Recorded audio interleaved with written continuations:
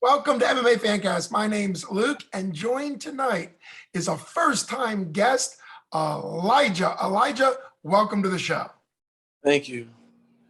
Elijah Davis, it's really great having you on the show. You have an MMA fight coming up for 247 Fighting Championships, their second trip to Johnstown for Flood City Fight Night 2, May 14th.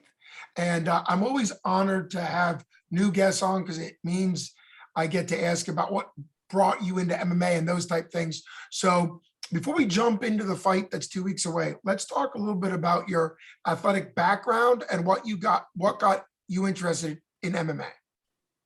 Well, I've been wrestling since I was like 6 years old. As a part of the Kiski area's wrestling team, who's very family community based, and we all wrestled around little different clubs together. I've even touched base with a lot of guys who've been in the Mat Factory, since I was young. So that was always a nice route for me. And I've made some shoddy decisions growing up to kind of take me away from that. But as I've grown a little bit older into my early 20s, I've kind of resurfaced myself back toward wrestling and kind of sparked my interest in MMA. And I'm really happy to be a part of this promotion. It's impressive to see how 24/7 has developed, from, the first Flood the City, the first Battle of the Berg, all the way to now. It's pretty cool to see. Well, that's a quick little overview. I appreciate you giving us that. On your Facebook profile, there's a picture of you throwing somebody in wrestling. It didn't look like it was high school. It looked like maybe it was post high school. What is that picture from, and what was that experience like for you? Yeah, that was actually a tournament that first got my feet kind of wet back in the wrestling. That was in West Virginia. It was in Wheeling, West Virginia. Yeah, and that was a little suplex I did against a guy, a little mat return.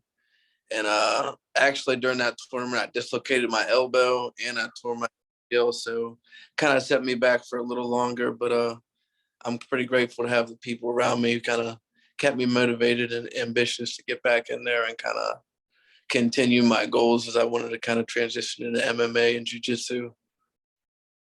Well, it is tough when something as great as you getting back into wrestling led you to be injured, which sounds like you have a lot of perseverance and, like you say, the people around you to keep you motivated and keep you focused on what you could do.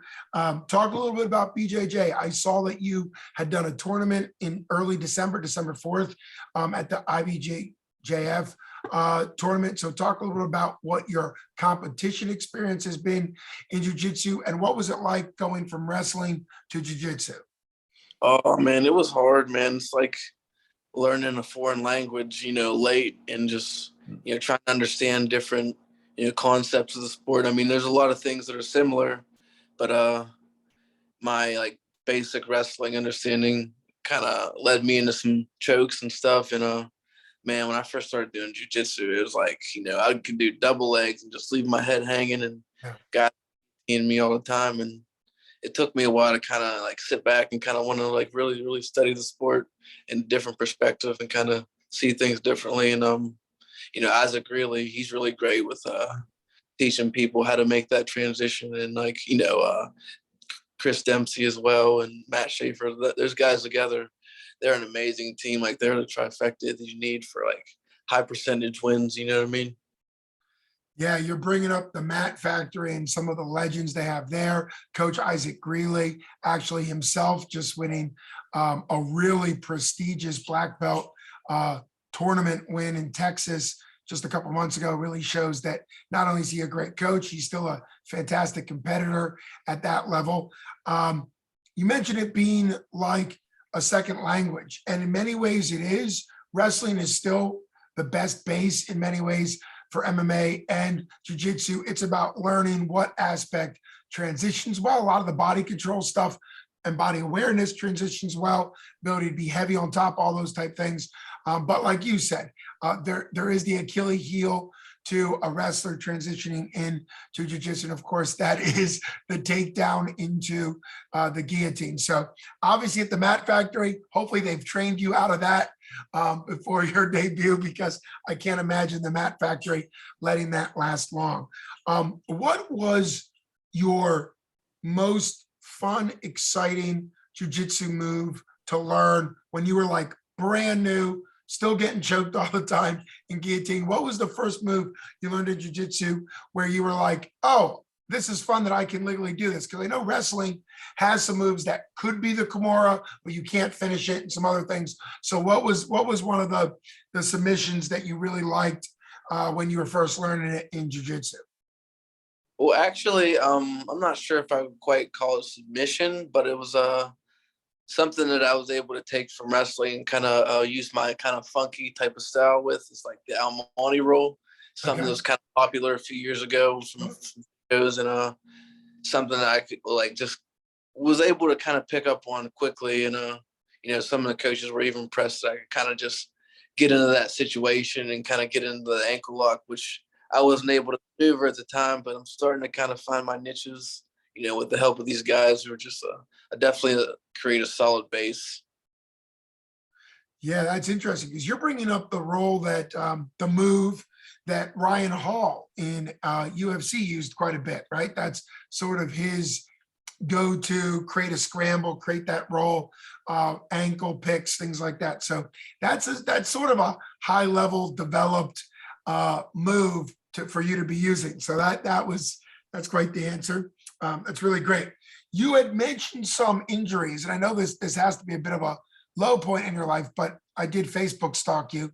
I saw a post from a couple years ago where you had a hand injury that actually led to some loss of some fingers, and Uh, obviously that can't be a good day. So how have you recovered from that?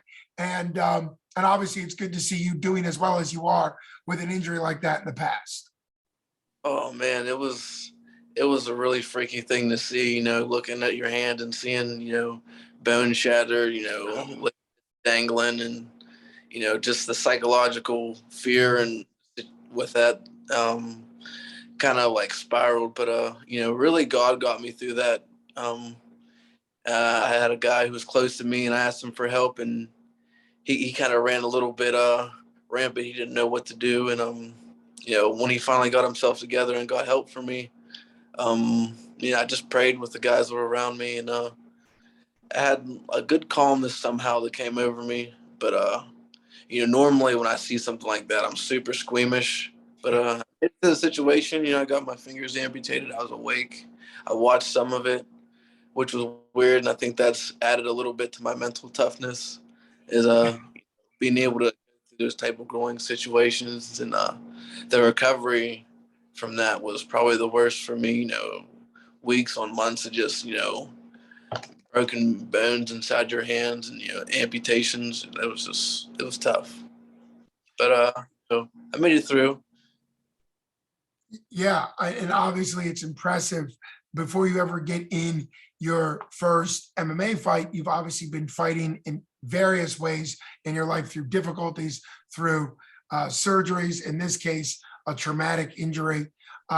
When you got into striking, particularly the kickboxing side, how does that hand in particular feel when you start striking and putting pressure on it, with hit and stuff? And then overall, what was it like transitioning from wrestling, where there's no thought of striking, to a world where striking is very much a big part of it?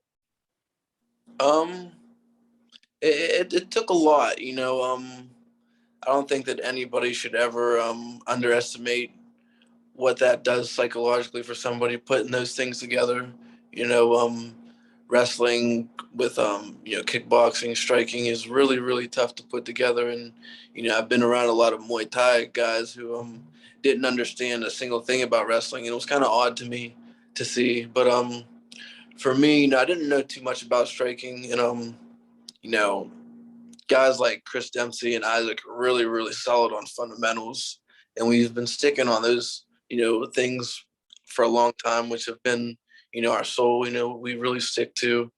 And as we've been, working on some of the same things over and over again, working on these techniques that are like gaining high percentage wins results for people. I'm starting to see things that are working for myself.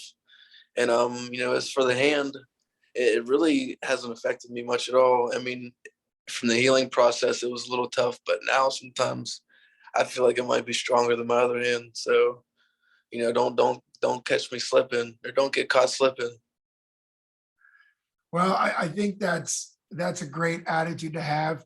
And I think a lot of times, like ACLs can sometimes do that when people have the ACL surgery and they spend 6 months of their lives getting that knee fully back. We've seen that at the NFL level, how with technology and just the recovery process, sometimes their knee can even do better because they've spent months just rehabbing it. So obviously the work you put into recovering your hand, it's good that you have that confidence and that it feels good throwing it. Um, I'm super pumped because anytime you see somebody transitioning into MMA, the debut versus debut, you have a debut opponent, you're a debut opponent. For you, how much simulated, whether it's sparring or some of the working on, I know you're at a great camp working on figuring out how you're going to use the stool, something that doesn't exist in wrestling, sort of that timeout stool, because when the period ends in wrestling, you might have 8 seconds, 10 seconds, then you're back in. They just kind of switch a position. You're back in, you might get a little bit of water, but that's about it. So what has the prep been like mentally and just technically speaking, logistics wise, for your first MMA? Have you been to a live 247 MMA fight? And what did you pick up from that, from the fighter's perspective, if you were? Yeah, I've been to a few 24/7s in Monroeville, the most recent ones, and yeah, I really like the atmosphere is there, and I understand there's going to be like a lot of adrenaline dumps going to happen for a guy like the debut, and it's going to be a lot to handle and take in. But I'm just focused on just visualizing and like having a good time, really, and taking my game plan out there and putting the things that I have on display. I'm hoping that I could do some things that the fans will be entertained by, and everybody will go home happy. I mean, there's going to be so many guys on this card that are going to bring a show. I mean, the Map Factory, we're coming stacked, from Bobby Murder to the Black Mutant to Chima to Julian Flanori. We're all coming in. Well, you're not only from an incredible gym with great coaching, you're also from a gym with some incredible nicknames. Of course, you can't get your first nickname. You can't get your nickname until you've had your first fight, I would assume. So it'll Right. be interesting to see what fantastic nickname you come up with going forward, because that gym does love some pretty spectacular nicknames. You mentioned Ferdoz, and obviously Bobby Murda is really sort of the Muay Thai type stylist, and he's now learned MMA and learned defensive wrestling and all of that. I'm guessing you guys are about the same size and work together a lot. What's it been like training with him and sparring with him and helping him get better from the wrestling perspective and him helping you with the movement and the striking? This is all I gotta say. Y'all better watch out for Bobby Murda. He's coming up. He's focused. He's locked in, and it's been a pleasure training with him and kind of trading different techniques and ideas. He's helped me like kind of jump through a lot of like small levels with striking, and he's the type of person that he's just all about hard work, and you gotta love being around him, and he holds himself accountable for everything, and he tries to even hold us as teammates accountable, and he's a great person to have around, and the energy that he brings is second to none for sure. Well, you are surrounded by great guys. You're very humble to give credit to other people. I think that's a part a lot of people, particularly if they're watching this, figuring out why you're getting an MMA, miss the fact that there's a team that's around you in training and that's in the cage in your skills and in your abilities and in your knowledge and stuff like that. You're in the cage alone, but you're there with all the experience and of course your corners, but you're there with the hours and hours and hours of training, the techniques, the sparring, the rolling. It's really a beautiful sport to see the individual also represent what the team has been brought to the cage. What are you most looking forward to as far as your debut, which like you said, there's going to be the adrenaline dump. It's a first time experience, even though you're experienced competitor in wrestling and jiu-jitsu, what are you kind of looking forward to the most come May 14th? Just taking the test, I guess. Really, my biggest thing that I'm looking forward to is just taking this test, see where we go from here.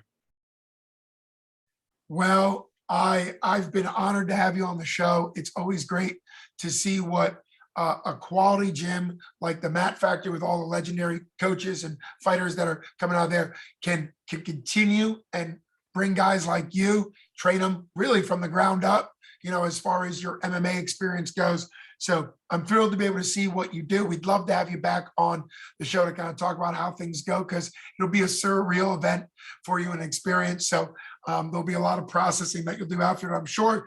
Let's end. You've already mentioned some of the people that train you, but let's end on a gratitude list. People you want to thank, not only in the gym, because that's obviously important, but just people in your life that you might be grateful for. Because I think there's a lot of reflection that athletes, but particularly fighters, there's a lot of mental prep that goes into it. And I think a lot of that is reflecting on what's brought you here and the people that have been in your corner long before there'll be two coaches physically in your corner. Yeah, definitely. I always want to make sure that the people who are around me knows they're appreciated by me, because having the support by them and just being a part of this journey is an amazing thing. And years before, I would have never thought any of this was possible. And I want to definitely make a big shout out to my boy Edwin Vera. He's been like a true brother to me. He's kept my head up in this sport and just showed me the ropes a lot of things, and is really, really been on me about certain things that I need to work on. And, we've been able to climb together, which is an awesome thing. Shout out to my boy, Josh Robinson. Before I was even able to train, I was in a situation that we'll talk about later. We were sparring in my backyard, beating each other up, losing and bloody and all stupid stuff. And, now we're actually doing it. So shout out to him for, being a part of the beginning. And shout out to my family. Shout out to my child's mother, Cleo, for, being a big part of this. And, as us having a child together, it could be hard, getting as much training in as I want to. And, she's always there, and, making sure that I have meals if I'm not able to make it myself, and just, being a supporter and making sure that, I believe in myself as much as the people around me believe in me. And, shout out to Isaac Greeley, and, being like a mentor to me, in the sport, and really, really helping me develop my niches, and kind of seeing like the way that he sees athletes, especially, guys who are just starting out like me. It like, he kind of peeks at their skills a little bit. Is a really awesome thing that he can do with people.